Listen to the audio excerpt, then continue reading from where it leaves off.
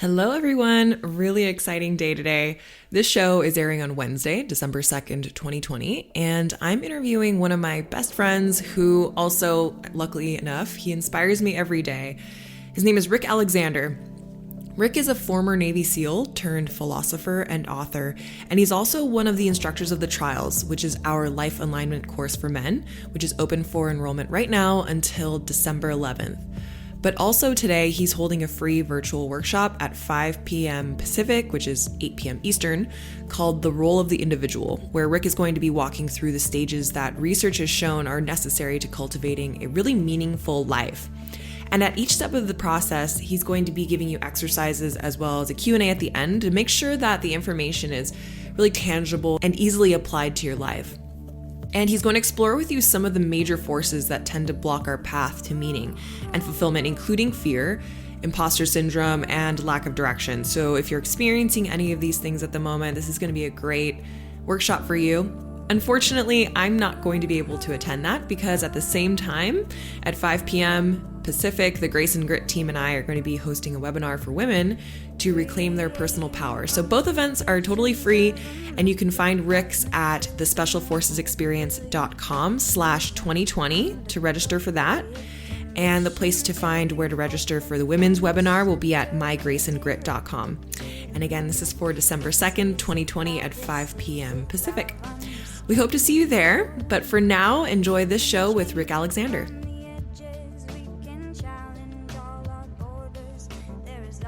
I probably changed so much in the last 10 years. It's always hard to know my deal. Who, or people ask me what do you do? It's like that uncomfortable.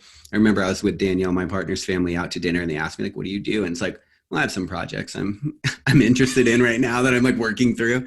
But I write and I speak. I really do. You sound like such a homeless guy, meeting your fiance's parents for the first time. They're like, yeah, this guy is great for our daughter. Okay, well, that's actually perfect because when I met Danielle, I was homeless by choice. I just after I got out of the military, I moved in my car and drove around and just experienced a ton and was writing a book. And then it hit me that I was that homeless veteran that all those memes were about. Fuck. Congratulations. What did that feel like? Felt great. I was we're not doing as bad as you think. No, I don't know. Yeah, I don't know. It's just, I just really wanted to experience life in that way. I think after, in the military, you're so tethered to the system and to things that other people value. And so in order to once I got out, I felt like I had to freely experience that feeling of just not being tethered for a little bit. And then you come back and you figure out where you want to be grounded. And now I don't have so much phobia around being grounded. It's once you get to experience something, it kind of takes away its power to allure you into it. Yeah, totally. I'm sorry I interrupted your lengthy bio I'm sure you're going to give us, which I'm joking because Rick never gets into himself very much. Yeah, I'm a writer and a speaker and maybe sometimes adventure and aspiring lover. I'd say that's probably what I'm doing these days. I like that you say aspiring lover. What does that mean? I've had a few circumstances in the last year where it's I realized that love isn't this, hippie sort of untethered, ungrounded thing that we can talk about but doesn't make any sense in the real world. I've started to come to the realization that it's the most grounded way we can change our lives in the immediate moment. There's this interesting part at the end of the Bible's New Testament where Jesus just keeps saying follow my command. And the command is this. Basically, he says, love your neighbor as yourself and basically see yourself as somebody worthy of love. And you say that sounds like good thing, just a good idea. But when you really live that out, it there's a fundamental shift that happens at the center of who you are. And you start to realize that a lot of the games that the world plays, you're not obligated to play anymore. And so, yeah, I've been pursuing love as this idea that it's that this is almost the substructure of who we are. And if we can ground ourselves in what it really, really means to love yourself and to love somebody else, from that place, you can build a much better reality. Whereas if you look out in the world now, it's like we're all talking about unity, and we think it's like, well, we have to agree in order to find unity. And it's like, well, if that's what unity is, us having the same opinion, we will never get there. And anytime we do, it will be on borrowed time anyway. But maybe we could ground ourselves in the fact that there's something sacred about being a human being. And if I could love you in that way, regardless of what comes out of your mouth, regardless of what your opinions are, we're at least in a place where we can start working toward a solution that works for everybody. Instead, we're just sort of hoping we all agree, and it's kind of madness. Wow. Oh my gosh, we're just getting right into this, aren't we? One of the things that I want to like rewind a little bit is that you're studying at a seminary now, and you've gone through this process of having more or less, well, correct me if I'm wrong, but like a wounded religious experience while you were young, like many of us do. And then went through the process of discovering philosophy and many other religions. And now you're finding yourself like rediscovering Christianity. And that has flowed now into your podcast, Morning Coffee with Rick Alexander, which is such a freaking good podcast, by the way, if you guys are looking for other things to fill your days with. Can you explain a little bit about that journey from that wounded religious experience to go through the military to like finding yourself at a seminary, which is so cool. Yeah. One of the ways that it's interesting. We have these people that every once in a while, every couple millennia, they come along and they exude love in some way. And we try to figure out how we can get that amount of love. And so what we do is we create a bunch of rules and a bunch of, okay, they act like this, so if we do this thing, we'll get there. Okay, and then this thing. And so that fundamentally is almost how religions are built, right? It's all of these building blocks to get to this person who exudes this amount of love in some way. And that's great. And the ego loves that because it's like, okay, this is something I can understand. Love is sort of this big topic. God is this big topic that is like very hard to understand. And so you follow a certain set of rules in order to get there. And that's what religion is. And so I grew up with that set of rules. And so I was given a value system, but it wasn't necessarily my own. One of the things my partner Danielle was talking about the other day is she finds that a lot of her clients, when they feel guilty for something, they're carrying somebody else's value system. And so, if you've had Protestant guilt or Catholic guilt or just really any kind of guilt from being told there's a way to be in the world and then having your natural impulse be against that some way, you create this sort of inner war. And so basically this happened for me, this inner war at a really young age, and sort of created a fracture in my psyche until I got to the point where I'm in the military, my best friend dies, and like my whole world just starts whirling. Like nothing makes sense. None of the one-line answers work. None of the scriptures work anymore. And so I had to like completely reject that. And then I had to go through the darkness of living without design, without seeing the way that my individual path is responsible for the unfolding of creation in some way. And one of the ways we create meaning in this life is we see our story nested within a larger story. And that's one of the reasons that religion has worked for so long, to help people create meaning. But I had to go through not having that and really feeling untethered and unattached. And I really let all of these other parts of myself be exposed to the world. And I had to get to a point then where I realized, okay, so whatever I'm doing on my own isn't working. Like I keep pursuing all of these things, these parts of success. And I would say for the listener, like if you are someone really, really motivated, notice when you achieve something, how quickly the achievement becomes irrelevant in your life. And so I kept noticing that. And I think that was the starting ground for me to be like, there's got to be something different or more. And so I've been on this really interesting path. But yeah, it was just the recognition that a bunch of rules weren't, you cannot force love. You cannot make something like that work. And so you can follow the rules, you can tell yourself, and it will work all the way up until it doesn't. It's like telling yourself you love yourself. It's like, it's a good idea until you realize you hate yourself. And then now you don't know what to do because the thing you're doing doesn't work. And so I find that we have to like live our way into these experiences. And so my last few years has really been a lot of me just discovering how to live my way into that experience. Your most recent book, Ambitious Heroes and Heartache, sounds like the perfect title of somebody who's experienced those achievements and have felt that disappointment of how like it dissipates so quickly. Do you think that people need to experience levels of achievement in order to have that aha moment? Yeah, I know that I had to play the game to realize that it was one. Like I had to get the hollow achievement. And then now this is the key, right? Like you value something in life. So you're going to go after whatever you're going to go after already. You have an internal guidance system, right? And so whether it's money or success or whatever, I think you have to go for that thing. Unfortunately, because like I said, I can't tell you to love yourself, right? That's not how this stuff works. So yeah, I do think there's an amount of just sort of going down the road, and then the adventure is being honest with yourself about what you find. The greatest adventure that I've ever lived, and I live for adventure. And the greatest adventure I've lived is actually being honest with myself about what's not fulfilling me anymore.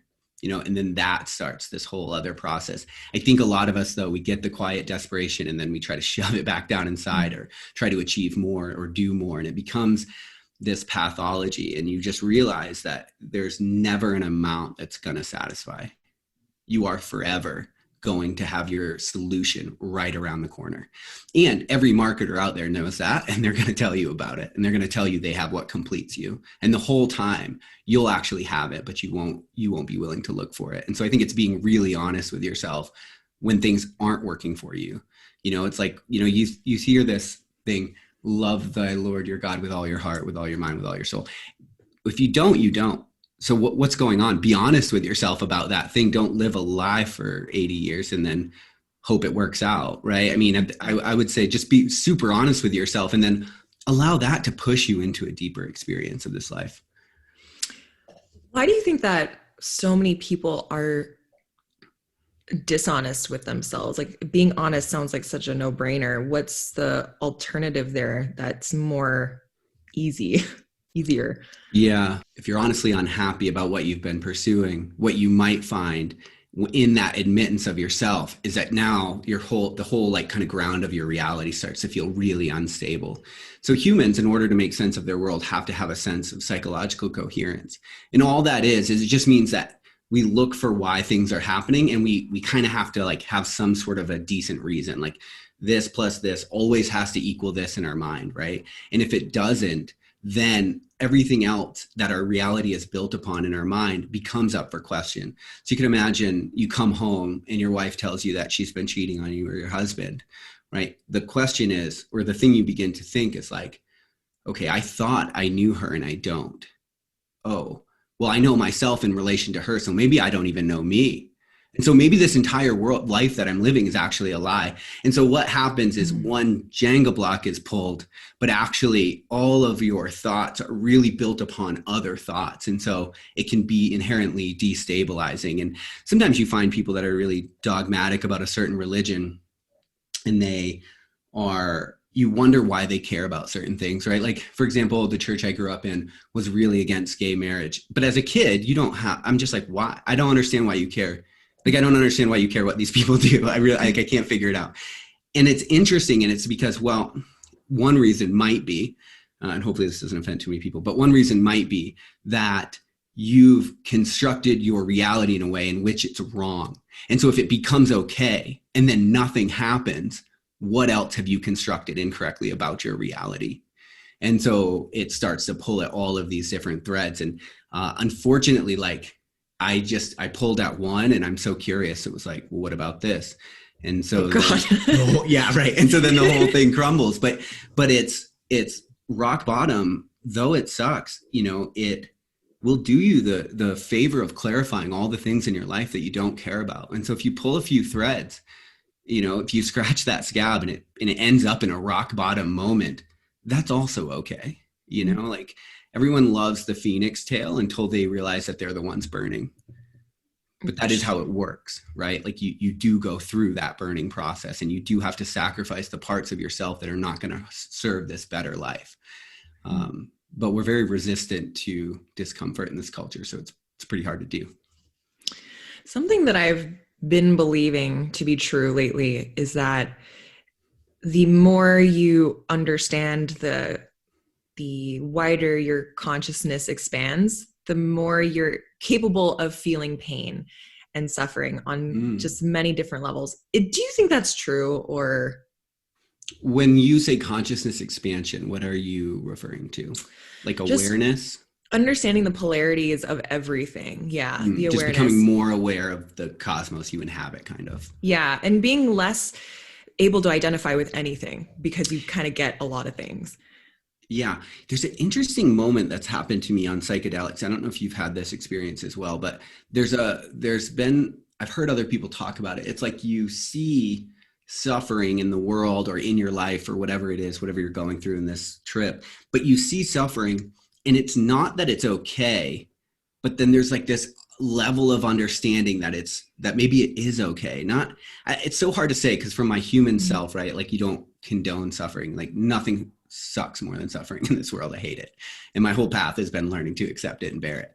But I think that there are perspectives in which you realize that like maybe it still all goes together for the greater good in some way that you just have to hold space that you can't understand with your sort of finite awareness. Mm, yeah. That's a better refinement of what I've been thinking. So it's less that you experience more suffering and then you feel it harder. It's just that you become more aware of when it comes up and then you allow it to happen. And that awareness of the suffering, at least to me, makes it a more um, common theme now. But I bet if I placed myself in my 10 years ago, Jessica, I didn't think I suffered, but I just wasn't aware of it. It was just always playing in the background in some kind of muted form. Yeah, you said something to me when we were in Costa Rica one time. You were like, in Western culture, we have this idea that healing is comfort. Like your mom Mm, kisses your boo boo and puts a band aid on it, and like you take antiemetics or Tylenol. And like, so healing for us is comfort. And then what that experience that we had in Costa Rica helped me realize, and now I've started to realize it in my whole life that actually through pain is also a direct route to healing. mm, yeah. There's a great quote by Richard Rohr. He says that there are only two paths to transformation in life, through great love or through great suffering. And so sometimes I think we learn to learn through pain, and then sometimes we choose to, and sometimes we're thrust into it. But recognizing that great suffering and great love can both be paths of transformation. And so if you can hold space for the fact that yes, you're suffering, and also maybe it's okay, Mm, like if you can just, you don't have to know why it's okay, but maybe if you can just bear it long enough, you find that you don't need to escape.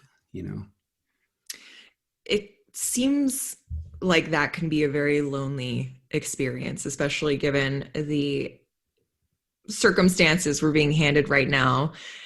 So much isolation, even the connection that I'm having with you on this screen, I can't help but feel like there's just a bit of it missing because we can't be face to face. I mean, like, Totally. I know we would hang out face to face, it's just literally we're, kind of far apart.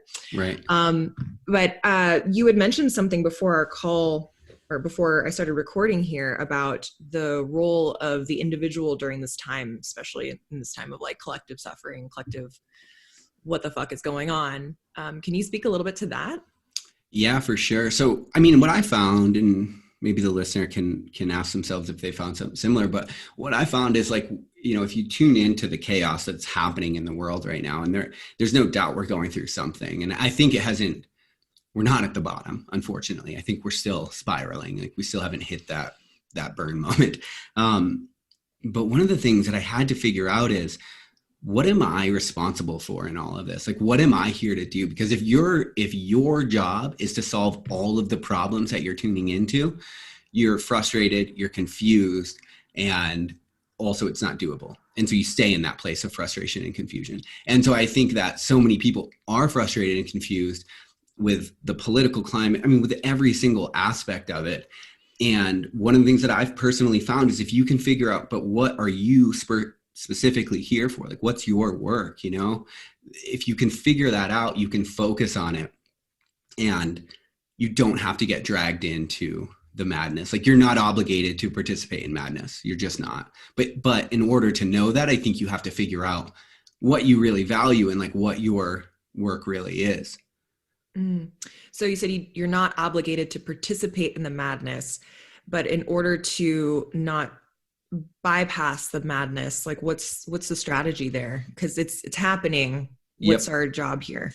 Well, I think you should, I think, we talk all this idea about consciousness and awareness, and it's like, well, what does that mean? What it means is pay attention, like pay Mm. attention to what's actually happening, not what you're being fed. I'll give you an example. I was in the military and I was deployed and I was involved in this like sort of double suicide kind of thing. I wasn't involved, but I was staying in the barracks.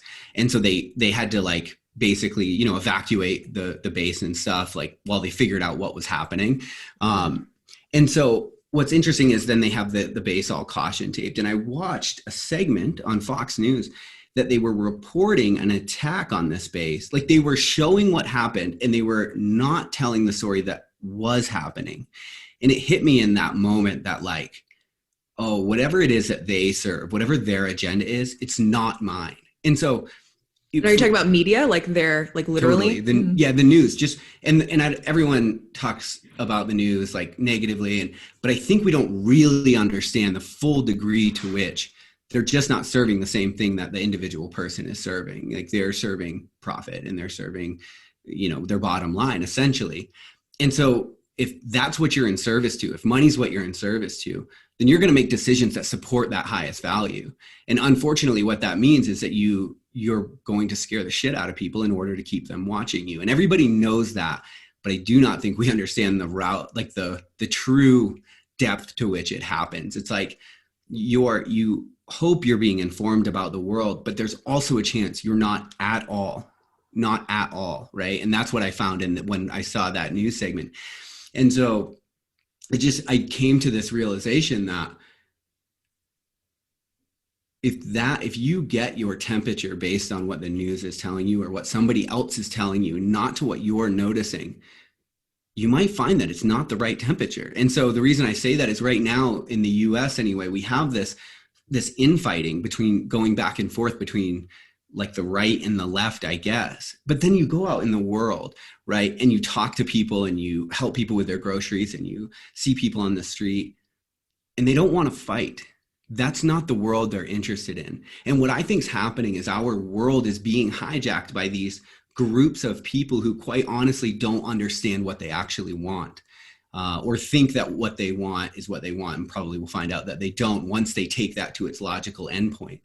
But the other day I watched CNN and Fox News each, and I was trying to like figure out, okay, what are they saying here? And so they were saying what their issue is, but then they said, and also like, it's their fault. So Fox News says they don't just report on is there voter fraud. They say there's voter fraud and they're trying to steal your country. And then you go on CNN and you say there's no voter fraud and they're trying to steal your country. And so what you see, this like implied them argument, is that there's an enemy here and we must rise up. And then you go out in your world and you realize none of that, like that's half true, if anything, right? And so I guess what I'm getting at is just be grounded in your actual life.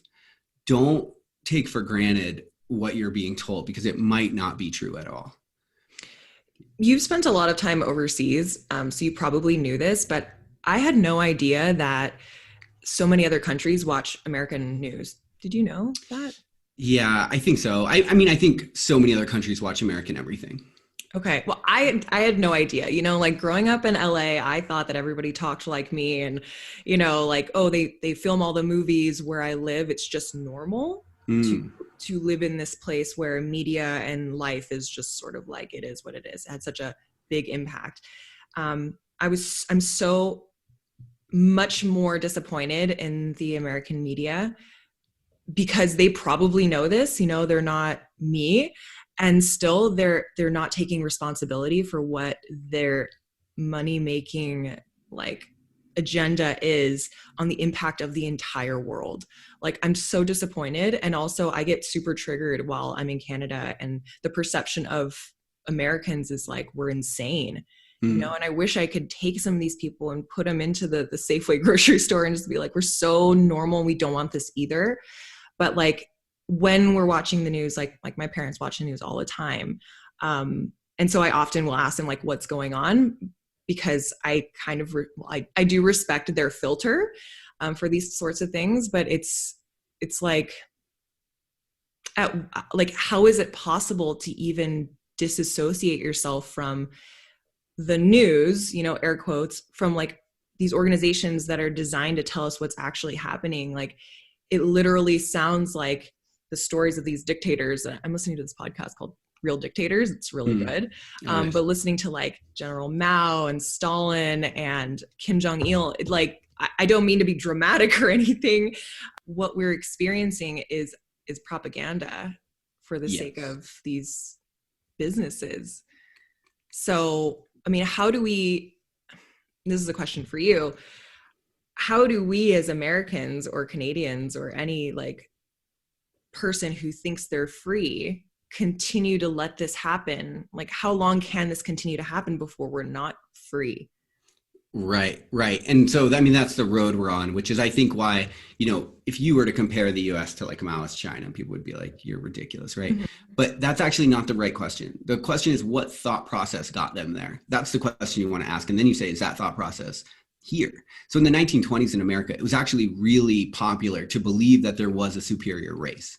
Like, that just hadn't been brought to its like death, to its ultimate bloody conclusion yet. And so it was a thing that people believed and talked about. And then Germany happens and everybody's like, whoa. And so we win that war, but we never scoop the belief system out, right? We just win the war and we say we can never do that again.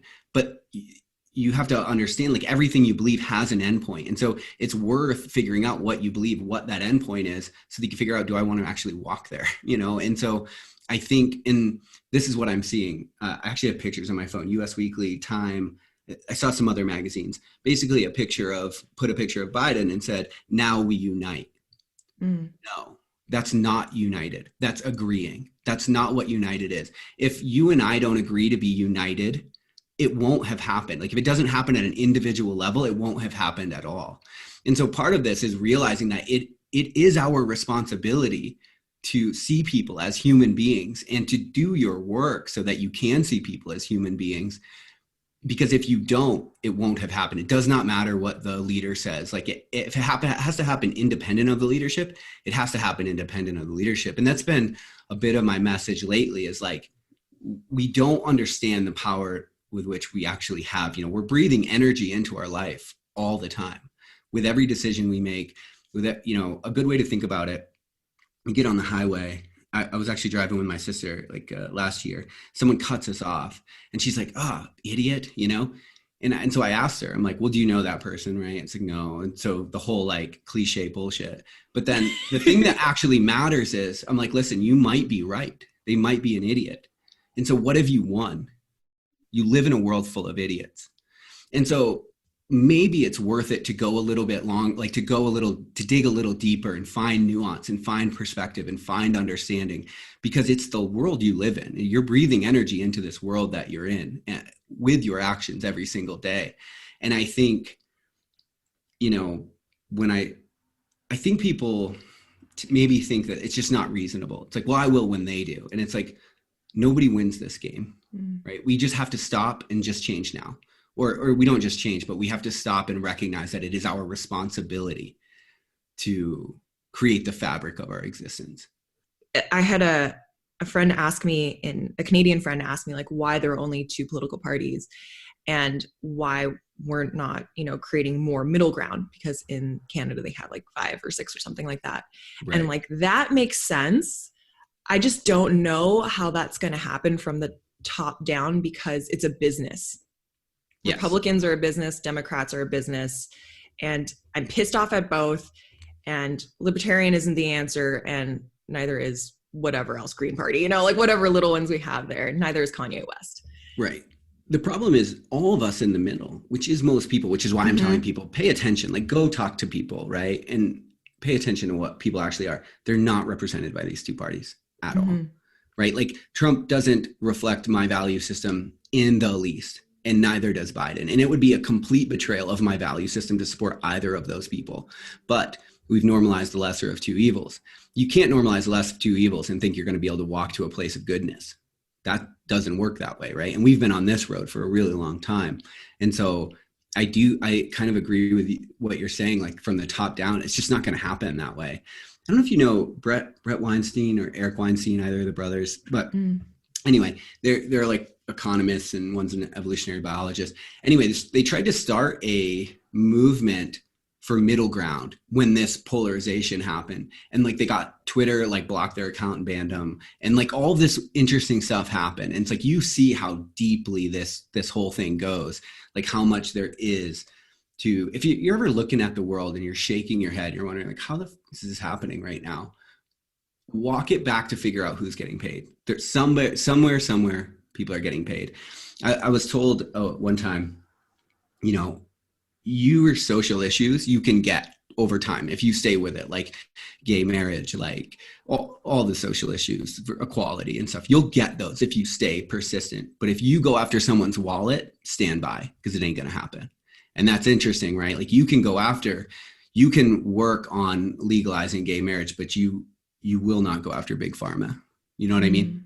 And so it's interesting to think of how the world works and how really it is driven by this money. But like, you're not obligated to participate. You're voting with your dollars, with your time. You're creating the world. I think that what our responsibility is as individuals is to contribute to the world that we want to be a part of. It can't be more than that. That's what it is. But we have to actually do that part. Yeah.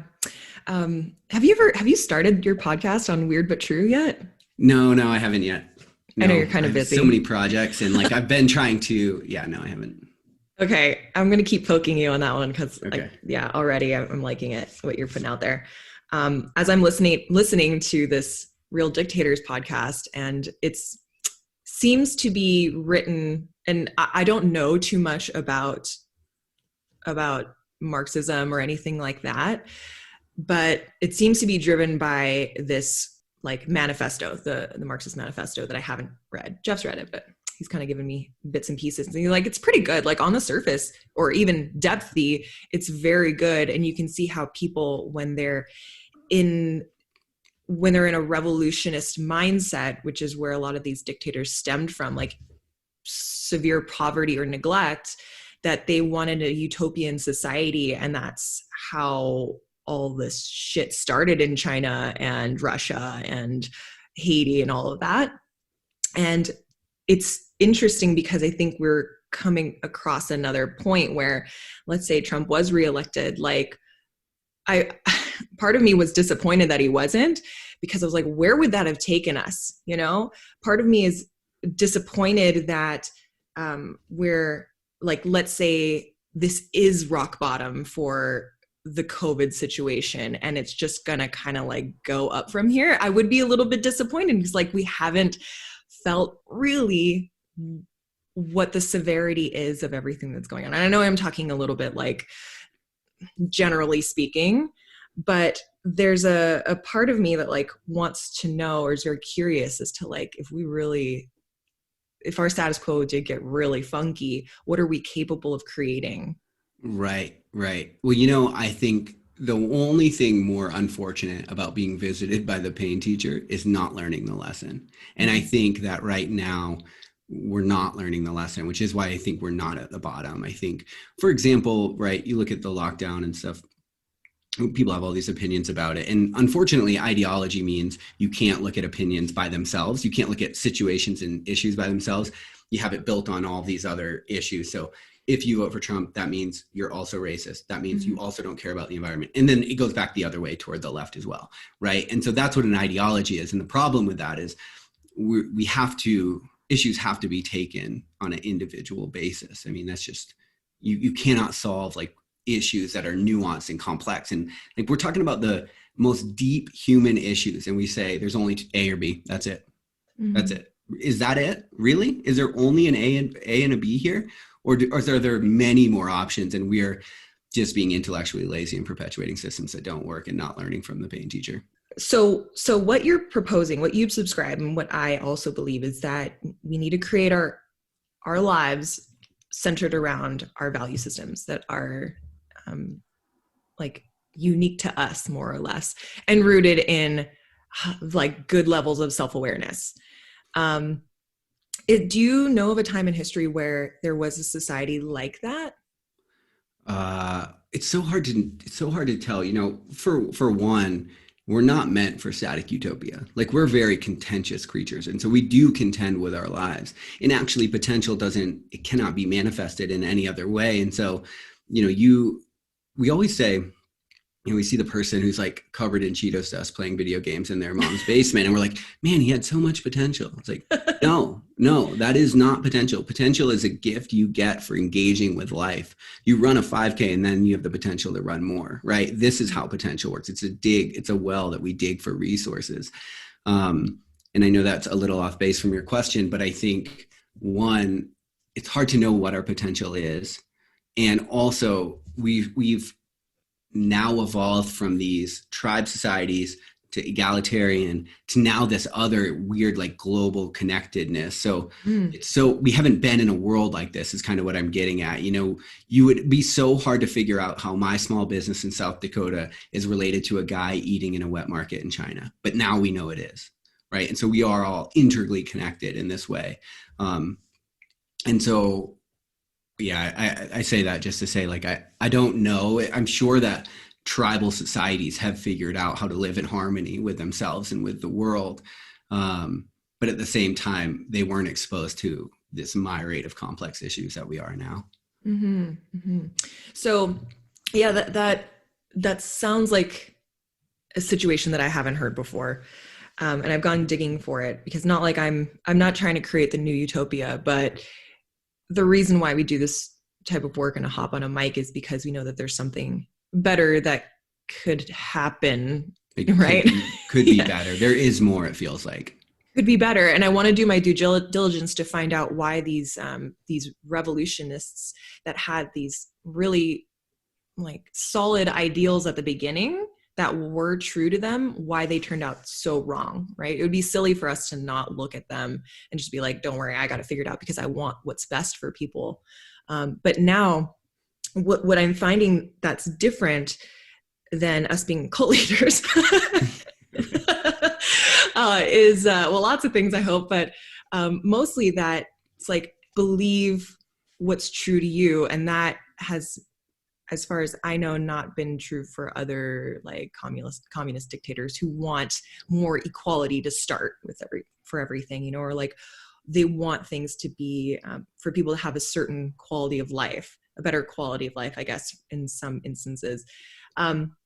So like maybe you can run us through how you help people identify what is most important to them so they can start to design their lives more earnestly around that concept and like what's actually important to them. Totally. So, we talk about in the trials course, we do a lot of this work on figuring out values and stuff.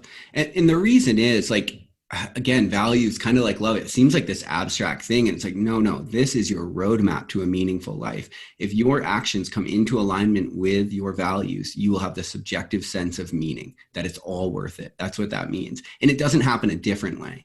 So I think what we're trying to do is we're given these cultural values and then we're trying to figure out how to fit in them. And we really don't. And so we have all this dissonance, and some of them we do. And when you have enough overlapping values, that's how a society thrives and is okay, right?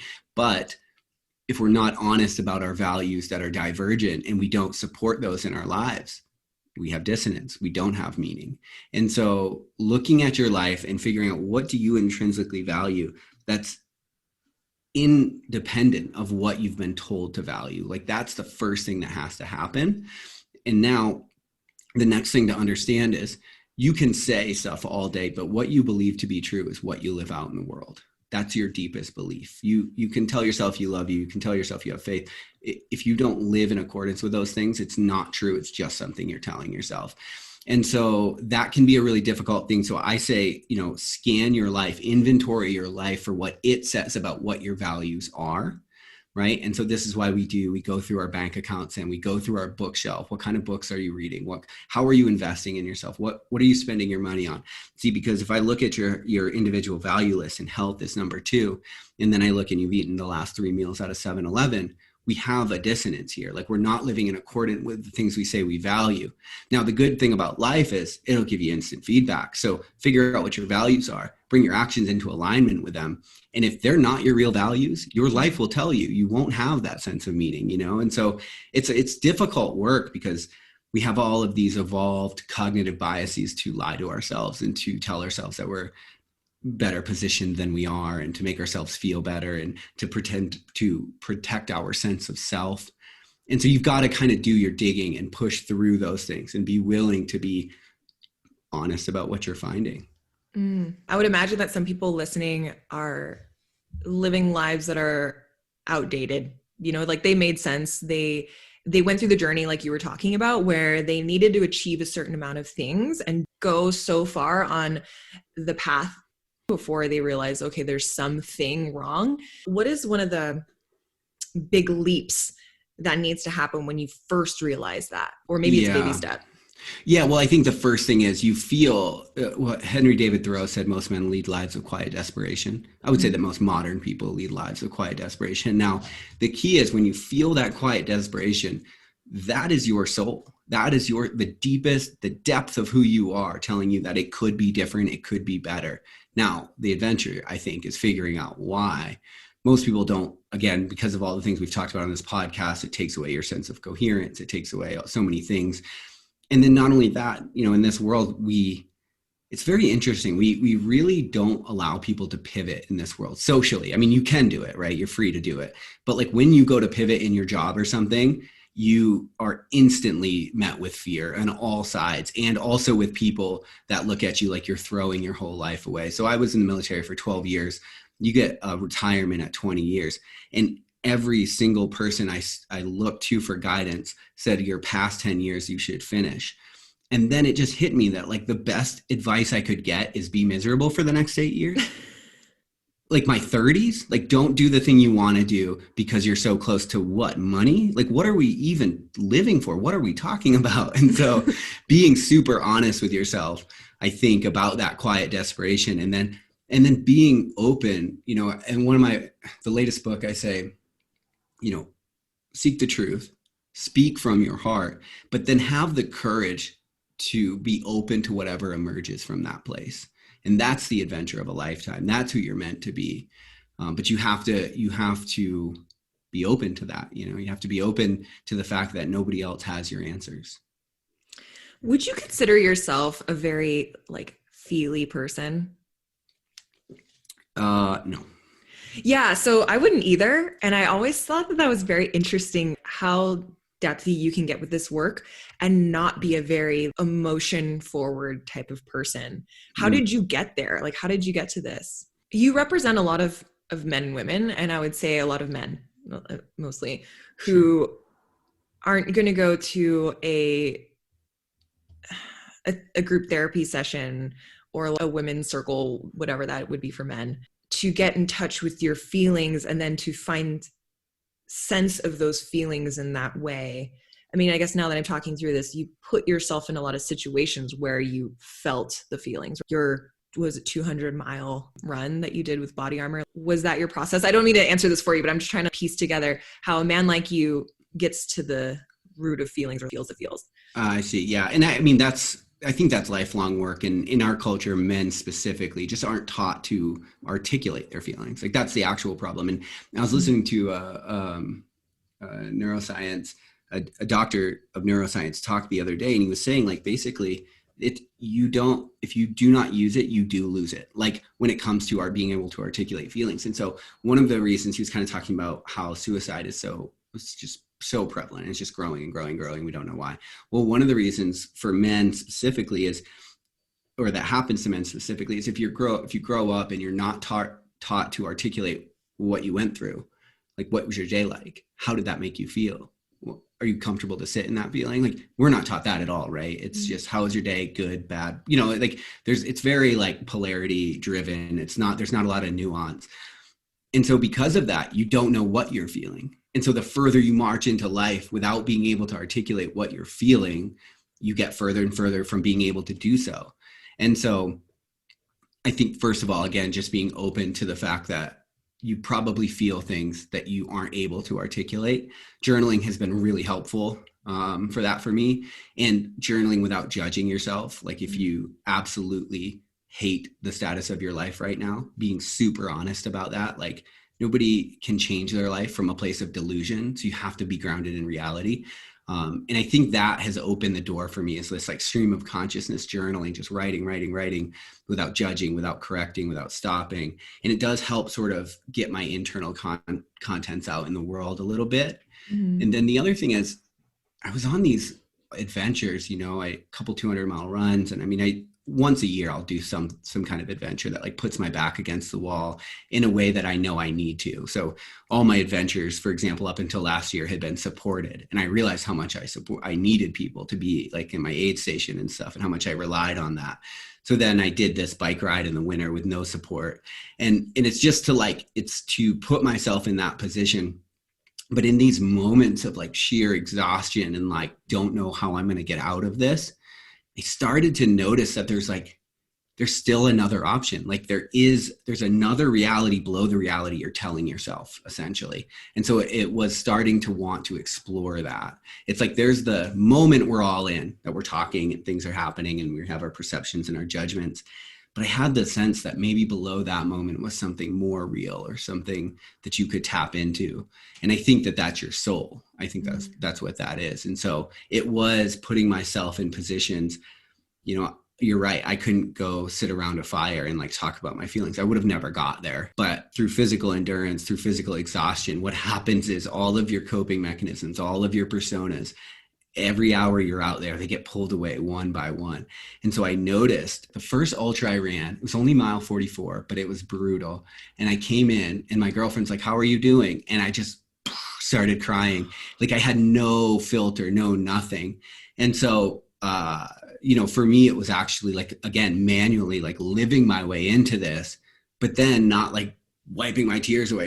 I'm fine. It's like, I don't know what's wrong actually, and now, well, good. You have 63 miles to figure it out. And so, again, it's just being honest, and also being honest about, who you are. Like I said, like I'm into adventure. I love that lifestyle. And so I don't necessarily need to go do it the way other people have done it.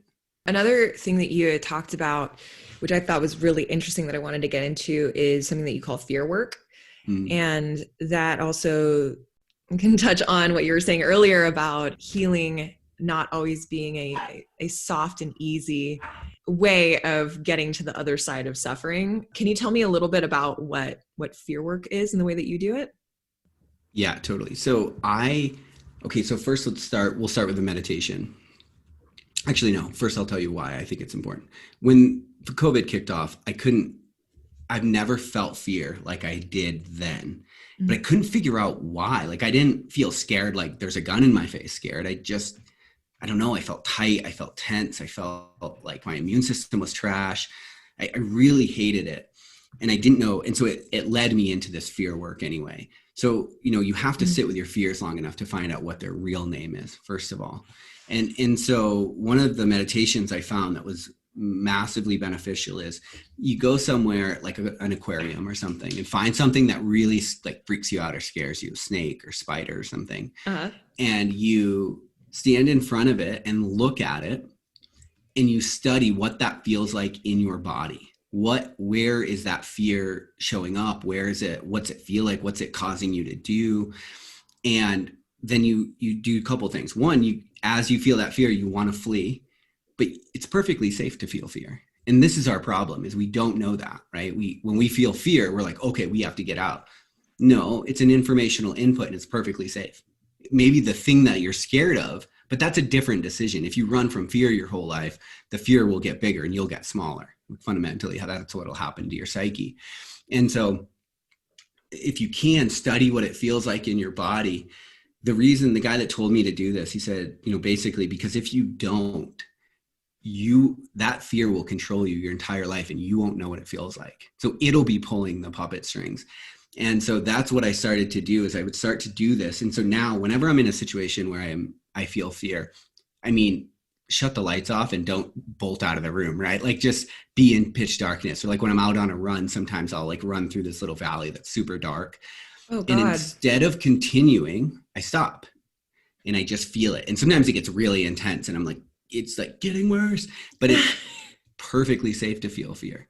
And what happens is when you start to notice what that feels like in your body, you'll start to feel it in your life. You'll turn on the news and you're like, whoa, what's that? And see, we like fear, gun in your face fear. That's like fight or flight, acute kind of thing. But actually, the thing that runs our life is more like a slow drip. And if you take an IV of morphine over the course of an hour, you're not going to feel the drip. You'll just all of a sudden be high on morphine. That's what's happening here. It's like we don't feel the fear, so we don't know where it's coming from. And so we don't know that we're living our lives based on this fear. And so if you can start to feel what it feels like in your body, then you'll start to notice it through your everyday life. And then you can start getting to the bottom of what's really going on. So for example, with my whole like pandemic edition of fear, I realized, oh, everyone's talking about death out there, right? But I don't think my best work's out yet. Like I'm afraid to die without my best work having been completed. And so, okay, so now we know what's really happening. So now we have now what can you do about that? So now's the time to be honest. And what can you do about that? You can work more diligently on your work. You can take control of what you're here to do. And that's all you can do. You cannot do more than that. There's this interesting line in the Bible where Jesus says, which one of you could add even a minute to your life, a moment to your life by worrying? And it's like, man, because worrying hits the law of diminishing returns rather quickly. Like you worry, you do what you can for that fear.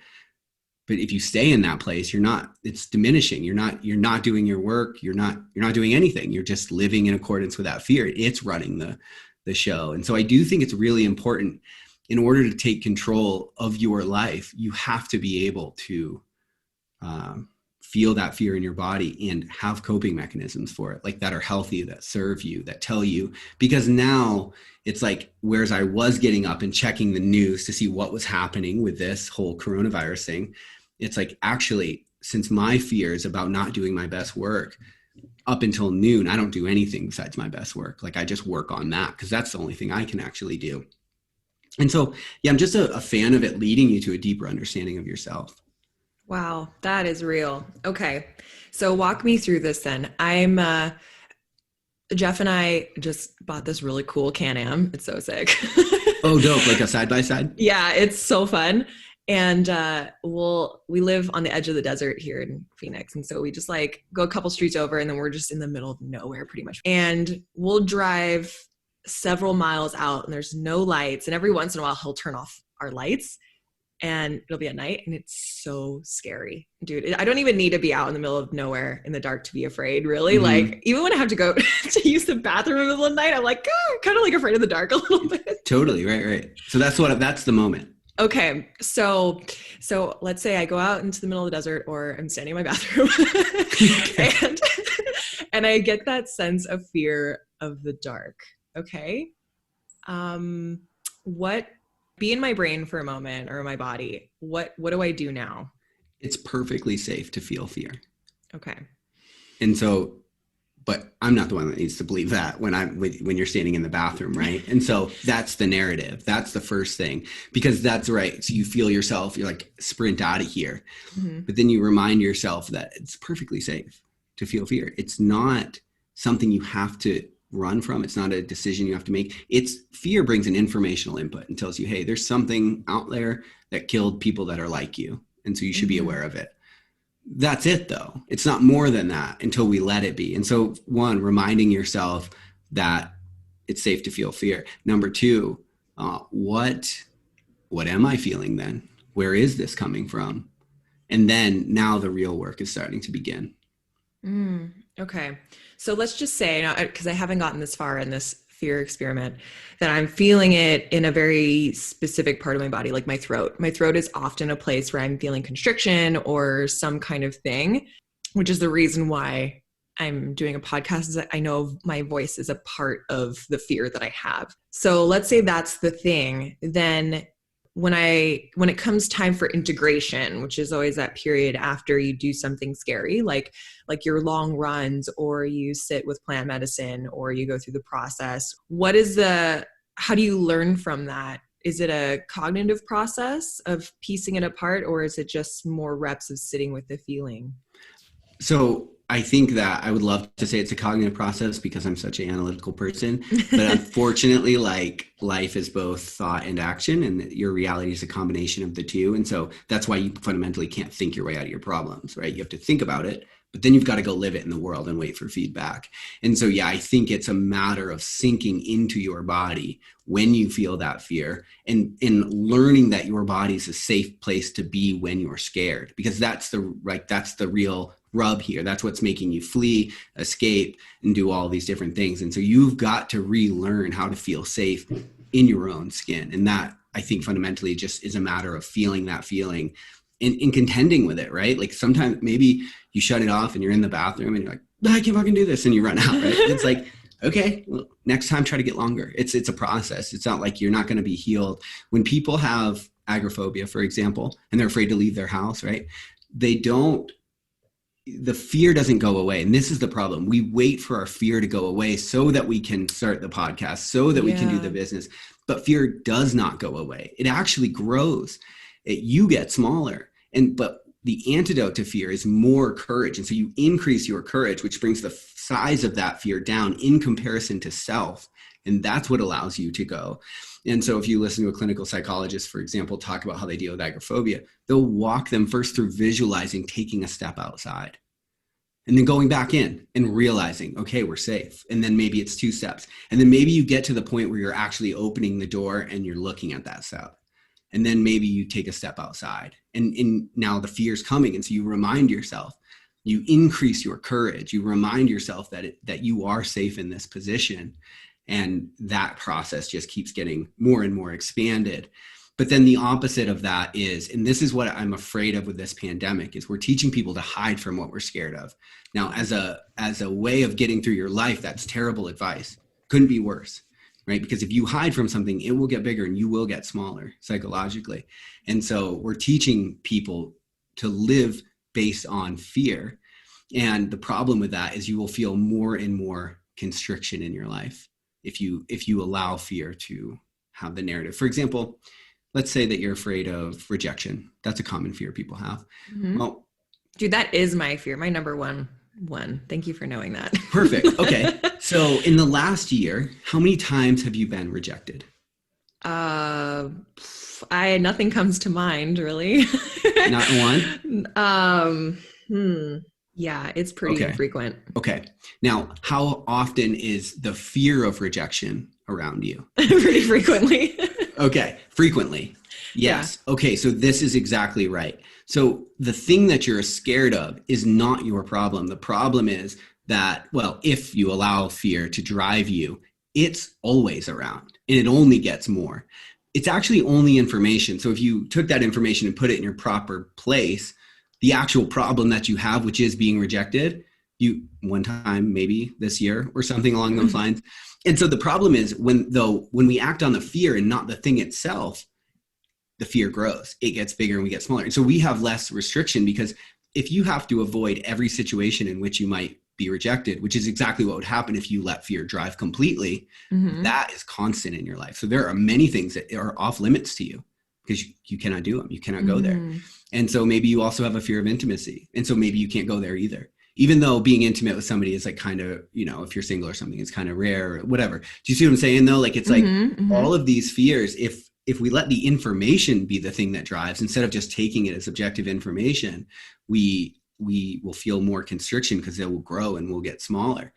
And so we have to learn to increase courage in the face of what we're afraid of. And that's a bit about living our way through it. And so the point of this fear work, though, is to continue to learn how to walk your way up there. And so that way, when you are in a really massive meeting and you're pitching for funding of the SFE or something, you'll feel that fear and you've talked to yourself about how to walk through that experience. And so what that does is it takes you from that place of chaos and puts you back into that place of the known.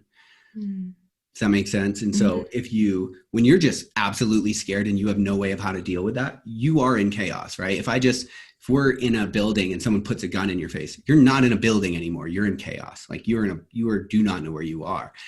But so if you can train yourself to think through and walk through the fear, you bring the order back to your life. And then you can be effective in a situation where maybe you're going to be rejected, but maybe you have to get rejected 8 times in order to be successful where you want to be.